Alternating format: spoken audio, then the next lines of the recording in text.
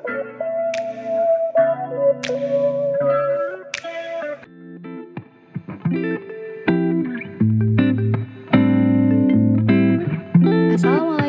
warahmatullahi wabarakatuh. Halo teman-teman semua. Perkenalkan, nama saya Dea Arwanda Saputri dengan nomor induk mahasiswa 122170005.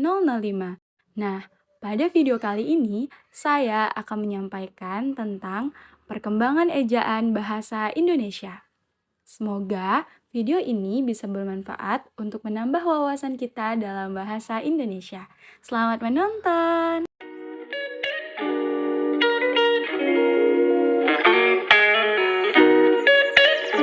Sebelum kita masuk ke pembahasan, teman-teman udah tahu belum ejaan itu apa sih? Menurut Yulianto, ejaan merupakan cara menuliskan kata atau kalimat dengan memerhatikan penggunaan tanda baca dan huruf. Sedangkan menurut Badan Pengembangan dan Pembinaan Bahasa, ejaan adalah kaidah cara menggambarkan bunyi-bunyi, kata, kalimat, dan sebagainya dalam bentuk tulisan atau huruf-huruf, serta penggunaan tanda baca.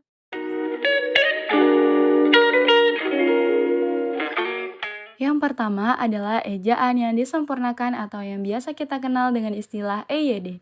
Ejaan ini berlaku sejak tahun 1972 sampai 2015. Beberapa ciri-ciri dari ejaan ini adalah: 1. Pemakaian huruf F, Q, V, X, dan Z yang kental dengan unsur bahasa asing resmi menjadi bagian dari bahasa Indonesia. Kedua, pemakaian huruf kapital dan huruf miring. Ketiga, penggunaan kata dasar, kata ulang, kata turunan, kata majemuk, dan lain-lain. Yang keempat, penulisan unsur serapan. Dan yang kelima, pemakaian tanda baca. Nah, ini dia beberapa contoh kalimat sesuai dengan ejaan yang disempurnakan.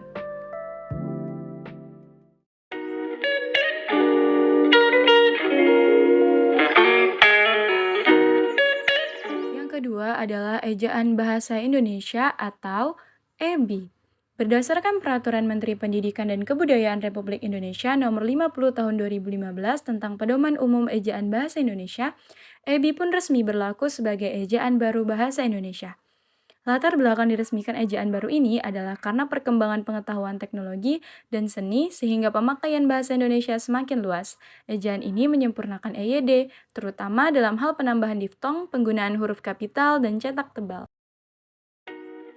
Beberapa ciri-ciri dan contoh dari ejaan bahasa Indonesia yang merupakan ejaan terbaru yang kita gunakan hingga saat ini.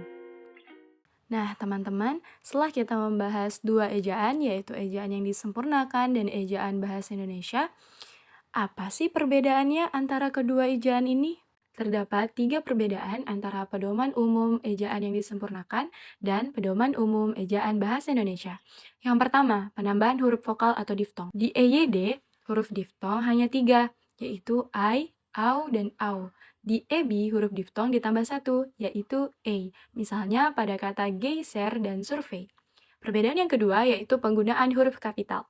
Pada EYD, penulisan huruf kapital diatur hanya untuk menuliskan nama orang saja, tetapi di EBI huruf kapital diatur untuk menulisan unsur julukan. Yang ketiga, penggunaan huruf tebal. Dalam EYD, fungsi huruf tebal ada 3, yaitu menuliskan judul buku, bab, dan semacamnya, mengkhususkan huruf, dan menulis lema atau sublema dalam kamus. Dalam EBI, fungsi ketiga yaitu menulis lema dan sublema dihapus.